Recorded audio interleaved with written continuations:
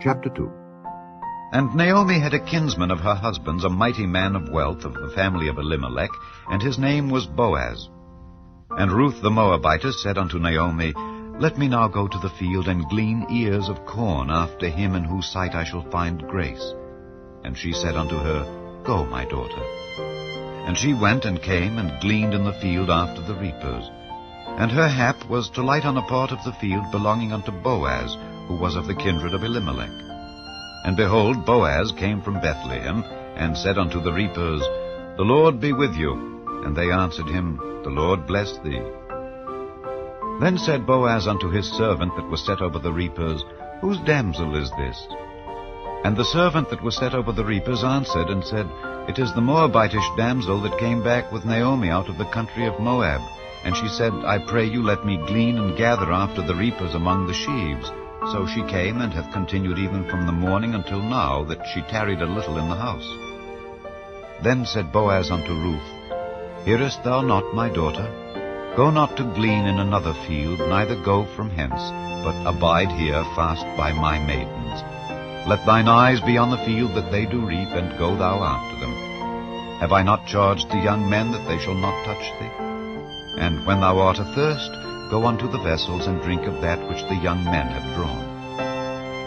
Then she fell on her face, and bowed herself to the ground, and said unto him, Why have I found grace in thine eyes, that thou shouldest take knowledge of me, seeing I am a stranger? And Boaz answered and said unto her, It hath fully been showed me all that thou hast done unto thy mother-in-law since the death of thine husband, and how thou hast left thy father and thy mother, and the land of thy nativity, and art come unto a people which thou knewest not heretofore. The Lord recompense thy work, and a full reward be given thee of the Lord God of Israel, under whose wings thou art come to trust.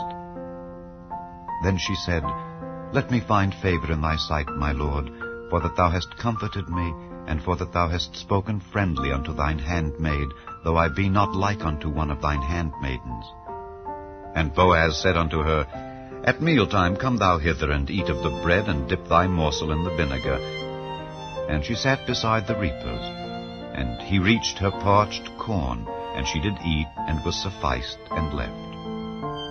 And when she was risen up to glean, Boaz commanded his young men, saying, Let her glean even among the sheaves, and reproach her not. And let fall also some of the handfuls of purpose for her, and leave them, that she may glean them, and rebuke her not. So she gleaned in the field until even, and beat out that she had gleaned, and it was about an ephah of barley. And she took it up and went into the city. And her mother-in-law saw what she had gleaned, and she brought forth and gave to her that she had reserved after she was sufficed. And her mother-in-law said unto her, Where hast thou gleaned today, and where wroughtest thou?